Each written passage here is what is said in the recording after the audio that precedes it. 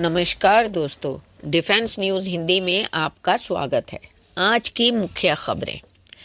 रक्षा अनुसंधान एवं विकास संगठन इलेक्ट्रोमैग्नेटिक रेल गन सिस्टम विकसित कर रही है। डीआरडीओ विशेषकर उसकी पुणे स्थित प्रयोगशाला ARDE भारत के लिए इलेक्ट्रोमैग्नेटिक रेल गन सिस्टम विकसित कर रही है, जो भविष्य का एक महत्वपूर्ण हथियार है और इसे नौसेना, सेना और वायुसेना के लिए तैयार किया जा रहा है, जिसमें सफल प्रोटोटाइप परीक्षण और 2028 से 30 तक पूर्ण प्रोटोटाइप तैयार करने का लक्ष्य है, जो बिजली की शक्ति से मैक एंड गति ध्वनि से 6 या 7 गुना तेज पर प्रोजेक्टाइल दागने में सक्षम होगा। इसका विकास वो डीआरडीओ के ARDE ने इस तकनीक पर काम शुरू किया और सफल स्केल्ड मॉडल और प्रोटोटाइप का प्रदर्शन किया है। यह पारंपरिक बारूद की जगह विद्युत चुंबकीय क्षेत्र यानी इलेक्ट्रोमैग्नेटिक फील्ड का उपयोग करके प्रोजेक्टाइल को दागेगी, जिससे यह बहुत तेज यानी मैक 8 तक और लंबी दूरी 200 किलोमीटर तक मार कर सकेगी। भारतीय नौसेना के लिए ये एक गेम चेंजर साबित हो सकती है, जिससे वह दुश्मन के जहाज़ों, मिसाइलों और विमानों को मार गिरा सकेगी। हाल ही में डीआरडीओ ने 2028 से 30 तक पूर्ण प्रोटोटाइप को यूजर ट्रायल के लिए तैयार करने का लक्ष्य रखा है और यह परियोजना अब प्रोटोटाइप डेवलपमेंट फेज में प्रवेश कर चुकी है। यह भारत को उन्नत हथियार प्रौद्योगिकी के क्षेत्र में आत्मनिर्भर बनाने और वैश्विक स्तर पर अपनी सामरिक क्षमता बढ़ाने की दिशा में एक बड़ा कदम है, जो थल, जल और नभ तीनों सेनाओं के लिए उपयोगी होगा। अगला, डीआरडीओ की long range anti ship missile तैयार हो रही। भारतीय नौसेना और डीआरडीओ मिलकर long range anti ship missile के ट्रायल तेज कर रहे हैं। यह एक हाइपरसोनिक मिसाइल सिस्टम है।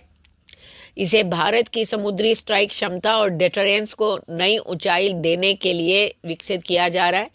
दोनों संस्थान इस मिसाइल को 2029 तक नौसेना में शामिल करने के लिए लक्ष्य पर काम कर रहे हैं। यह अत्याधुनिक हाइपरसोनिक एंटीशिप मिसाइल के तौर पर तैयार की जा रही है। इसकी सबसे बड़ी खासियत इसकी बेहद तेज रफ्तार और उच्च स्तर की मैन्यूवरेबिलिटी है। इससे दुश्मन के जहाज़ों के एयर डिफेंस सिस्टम के लिए इसे रोकना बेहद मुश्किल हो जाएगा। क्रूज मिसाइलों के मुकाबले यह मिसाइल दुश्मन को प्रतिक्रिया देने का समय बहुत कम देगी। अगला, भारत और जर्मनी के बीच प्रोजेक्ट P75I के तहत 6 एडवांस डीजल इलेक्ट्रिक पनडुब्बियों के लिए बड़ी डील होने जा रही है। भारत और जर्मनी के बीच प्रोजेक्ट P75I के तहत 6 एडवांस डीजल इलेक्ट्रिक पनडुब्बियों के लिए बड़ी डील होने जा रही है, जिसमें German company Thyssen group marine systems Mazagon dock limited के साथ मिलकर ये पनडुब्बियां बनाएगी, जिसमें टेक्नोलॉजी ट्रांसफर और मेक इन इंडिया पर जोर है और इस डील पर जल्द ही अंतिम मोहर लगने की उम्मीद है, जिसका लक्ष्य भारतीय नौसेना को सशक्त बनाना है। चलिए जान लेते हैं P75I की मुख्य बातें। सबसे पहला उद्देश्य, भारतीय नौसेना के लिए 6 एयर इंडिपेंडेंट प्रोपल्शन सिस्टम से लैस अत्याधुनिक पनडुब्बियां बनाना।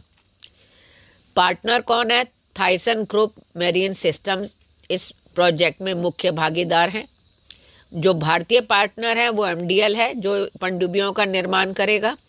इस डील के तहत जर्मनी टेक्नोलॉजी ट्रांसफर देगा, जिससे भारत की स्वदेशी पनडुब्बी निर्माण क्षमता बढ़ेगी। यह पनडुब्बियां बेहतर स्टेल्थ और लंबी अवधि तक पानी के नीचे रहने की क्षमता रखती हैं, जो मौजूदा स्कॉर्पियन पनडुब्बियों से उन्नत हैं। डील की लागत 70,000 करोड़ या उससे अधिक हो सकती है। पहली पनडुब्बी डिलीवरी के 7 साल बाद मिलेगी। इसके बाद हर साल एक पनडुब्बी डिलीवर होगी। यह डील भारत की समुद्री सुरक्षा को मजबूत करेगी और हिंद महासागर क्षेत्र में भारत की शक्ति को बढ़ाएगी। डील को अंतिम रूप देने के लिए बातचीत जारी है और उम्मीद है कि जल्द ही इस पर हस्ताक्षर होंगे। जिसके लिए जर्मन चांसलर के भारत दौरे के दौरान भी चर्चा हुई थी।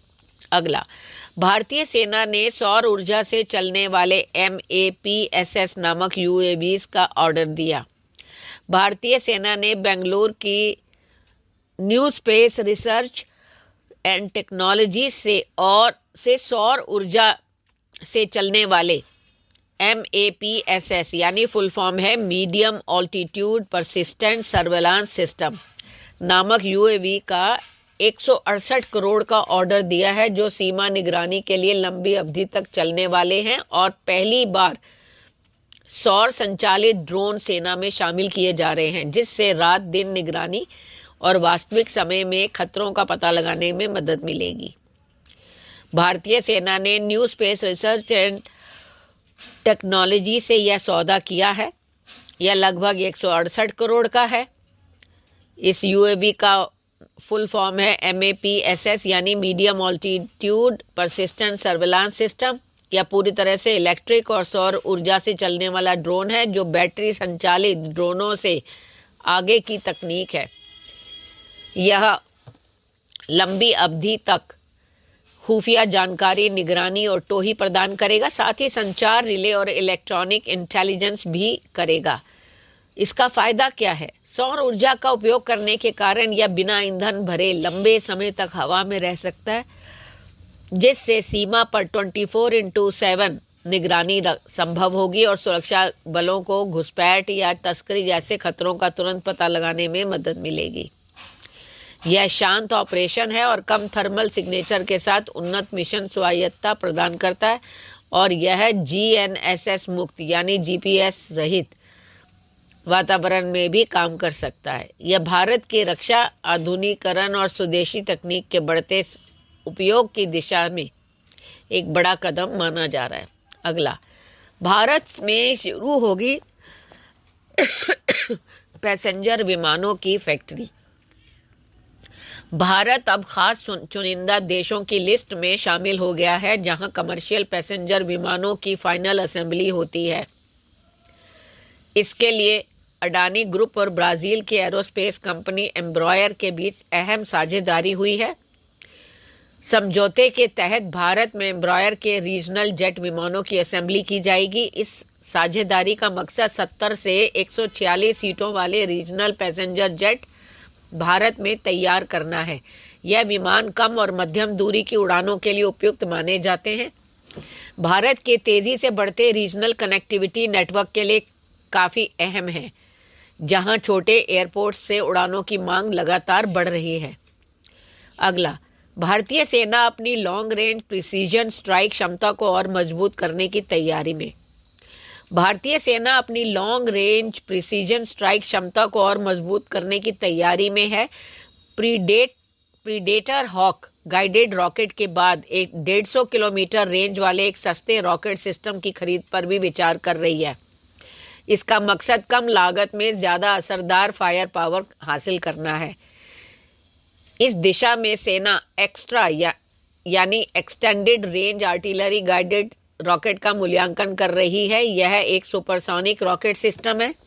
इसकी मारक क्षमता 30 से 150 किलोमीटर तक है। रिपोर्ट्स के मुताबिक इसकी सटीकता करीब 10 मीटर CEP है। यह बेहद कम चूक के साथ लक्ष्य को भेद सकता है। एक्स्ट्रा करीब 5 मिनट से भी कम समय में 150 किलोमीटर दूर लक्ष्य पर हमला कर सकता है। अगला, भारत इलेक्ट्रॉनिक्स लिमिटेड ने हाल ही में एरोनॉटिक्स 2047 नामक कार्यक्रम में एमका के लिए स्वदेशी एवियोनिक्स स्टैक प्रदर्शित किया है। भारत इलेक्ट्रॉनिक्स लिमिटेड ने हाल ही में एरोनॉटिक्स 2047 नामक कार्यक्रम में एमका और LCA MK2 के लिए अपनी पूरी तरह से स्वदेशी एवियोनिक्स स्टैक यानी हवाई जहाज का दिमाग प्रदर्शित किया है, जिससे ऐसा radar, digital control, computer, navigation system इत्यादि शामिल है, जो भारत की आत्मनिर्भरता और 5वीं पीढ़ी के लड़ाकू विमानों की दिशा में एक बड़ा कदम है। चलिए जान लेते हैं इसकी मुख्य बातें फिर से। सबसे पहले इसमें ऐसा रडार पैनल और डिजिटल फ्लाइट कंट्रोल कंप्यूटर प्रमुख हैं और यह प्रदर्शन भारत की रक्षा तकनीक में आत्मनिर्भरता की दिशा में एक महत्वपूर्ण प्रगति है, खासकर हाई एंड सेंसर और डेटा फ्यूजन के क्षेत्र में।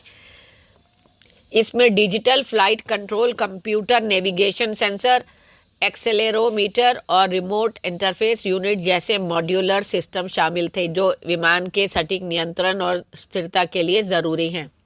यह कदम भारत को भविष्य के 5वीं पीढ़ी के फाइटर जेट्स जैसे एमका के लिए आवश्यक उन्नत तकनीकों में आत्मनिर्भर बनाने में मदद करेगा।